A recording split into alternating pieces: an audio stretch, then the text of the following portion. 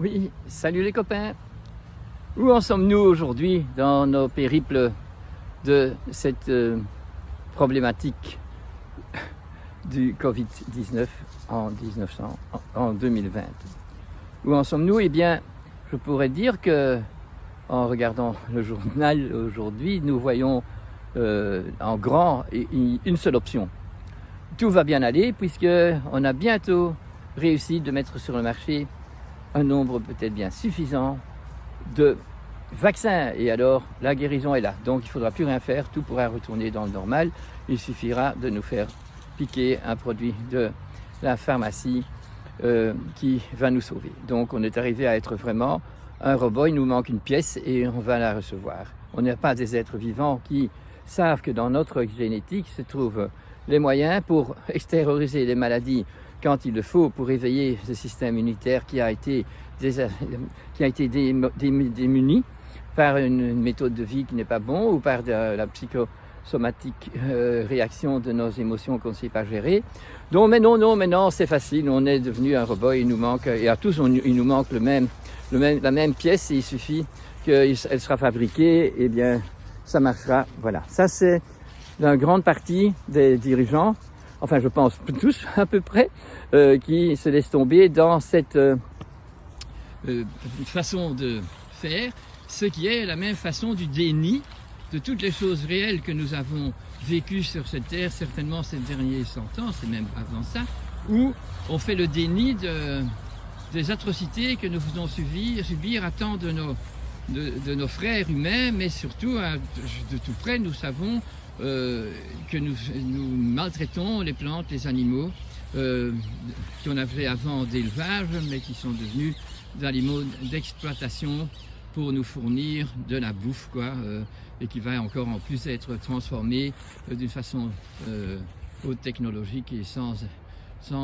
amour du produit ou de la viande ou du lait qui nous est donné. Eh bien, il est transformé pour qu'il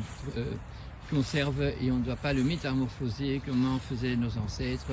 quand ils avaient trait la vache. Et bien, ils savaient en faire du fromage qu'on mangeait assez vite, ou du fromage qui pouvait mûrir pendant longtemps. Voilà, cette connaissance-là, on la renie tout à fait, et nous sommes partis sur des lois scientifiques,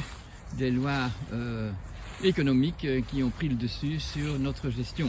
Et on doit dire qu'on doit se repentir, nous tous, puisqu'on a fait le déni de ça, on a suivi ça, un peu comme un perroquet, on a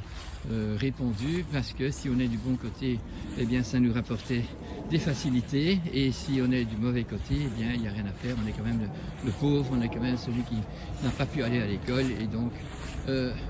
si on vit dans la société telle qu'on a, et si on n'est pas retranché encore loin en Mongolie ou à un endroit où on ne connaît pas le téléphone et on n'est pas bousculé par les lois économiques, eh bien alors on peut encore être des vrais artisans qui vivent dans une situation de la nature, mais en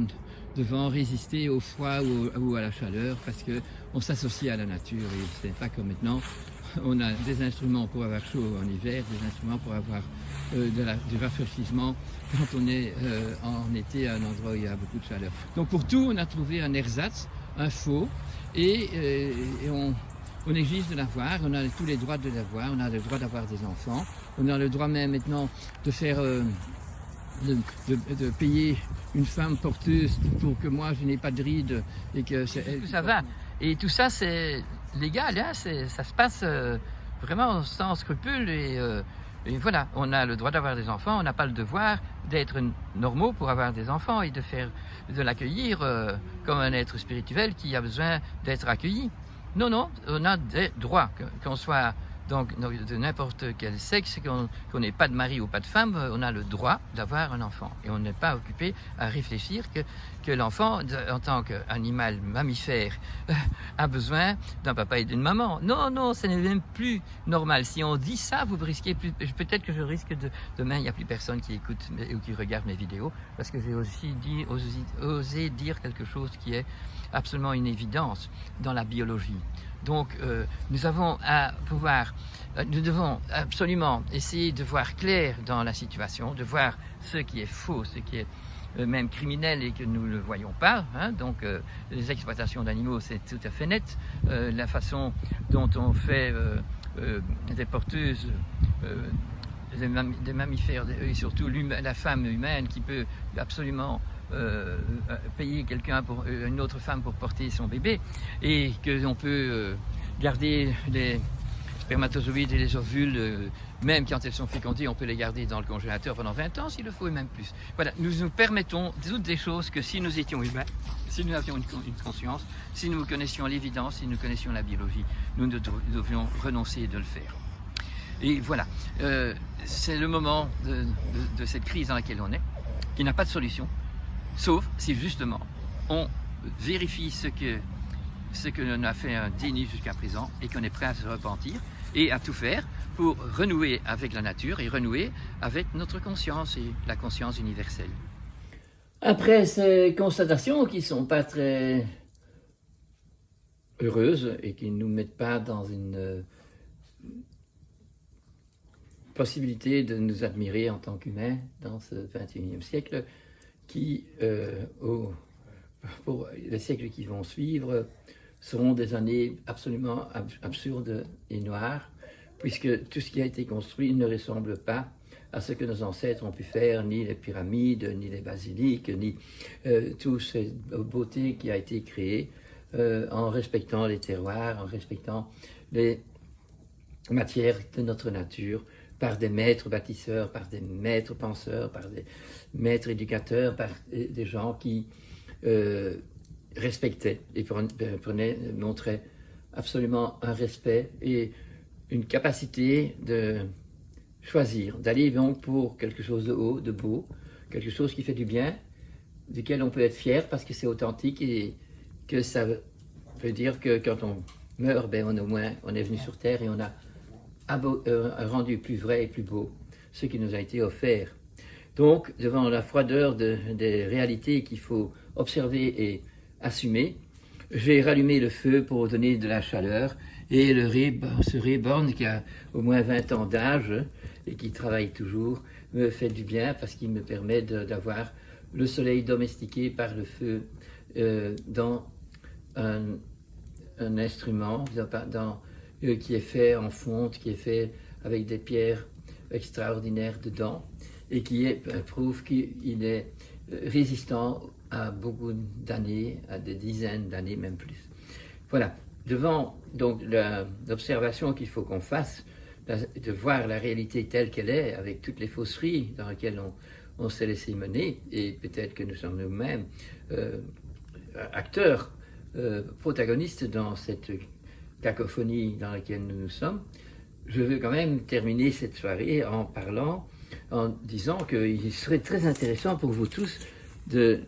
regarder sur YouTube le discours qui a été d'investiture du vice-président de Bolivie, monsieur David Choquehuan, je pense qu'il s'appelle. C'est incroyable. C'est tout un speech qui appelle tout le monde de se contaminer du respect de la vie et donc de savoir que les protagonistes et les antagonistes sont des complémentaires si on accepte le dialogue, si on accepte d'utiliser la parole et le dialogue pour se convertir vers une unité. Pour ça, il faut avoir compris que nous sommes dans une section où nous avons coupé avec ce qui est commun, ce qui est le bon sens commun, ce qui est l'évidence commune pour tout le monde. Et si on a compris ça, et si vous écoutez sur YouTube ce speech d'investissement, vous allez avoir l'occasion de penser avec amour non conditionnel pour obtenir quelque chose, mais pour soi-même, mais pour obtenir une résolution qui va aider tout le monde à s'unifier et à trouver là comment faire pour soi-même se détacher de ce matérialisme, de cet égoïsme épouvantable dans lequel nous sommes arrivés, et de prendre conscience que c'est comme ça et que nous pouvons nous convertir. Et que les autres qui font absolument des choses abominables, eh bien, on ne peut pas condamner celui qui fait ces erreurs, ces absolues criminalités pour notre bien-être et surtout pour le bien-être des générations qui viennent. On peut les accuser, mais on ne peut pas les condamner. Parce que ce qu'on doit accuser, c'est ce qui n'est pas bon. Il n'est pas bon de faire des exploitations. Il n'est pas bon d'avoir des monocultures. Il n'est pas bon de chercher cette économie mondiale. Il est bon de chercher une économie qui est écologique et qui respecte le terroir où on est et qui s'adapte au terroir et qui ne prend pas une résolution qui est celle de l'économie mondiale, qui fait que je vais mettre dans mon jardin du maïs parce que ça rapporte plus et qu'on peut même faire du maïs pour faire des petits objets qui peuvent permettre de l'emballage et qu'on pourrait cultiver des céréales qui sont tellement nutritionnelles pour tous ceux qui vivent sur Terre pour allumer mon feu. Donc toutes ces choses qui se passent aujourd'hui doivent être considérées à leur mesure, à leur état. Et si on peut le considérer, et on voit ce qui est tout à fait faux, ce qui est malsain, ce qui est complètement à arrêter, eh bien nous pouvons nous mettre sur le chemin de la guérison de ce monde. Mais pour ça, oui, écoutez bien ce speech de ce Bolivien, ça m'a donné des chaud au cœur. Donc je sais qu'il y a quand même un endroit sur la planète, un dirigeant qui a une nomination, qui ne fait pas un abus de pouvoir, mais qui fait un message d'humour. Non, pas du tout, c'est pas de l'humour, mais c'est de l'amour. Mais là où il n'y a pas d'amour, il faut quand même de l'humour. Et c'est donc se mettre en acceptation qu'il y a à nous-mêmes, chacun pour soi, un chemin à faire pour pas rejeter tout le monde ou rejeter ce qui est mauvais, mais découvrir ce qui n'est pas juste et permettre à tout le monde de se convertir vers ce qui est juste, vrai, de tout ce qui est authentique. C'est là que nous devons aller. Prendre conscience de tout ça, et alors nous rentrons dans une conscience et nous aurons la volonté